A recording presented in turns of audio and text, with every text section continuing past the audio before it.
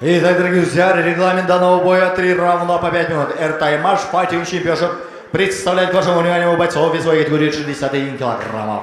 Дорогие друзья, слева от меня синий угол. Ему 19 лет, рост бойца 1,70 м, вес бойца 61 килограммов ровно. Это профессиональный дебют бойца, представляющий Кыргызстан, город Сузак. Встречайте бойца Одилджан Атаджана!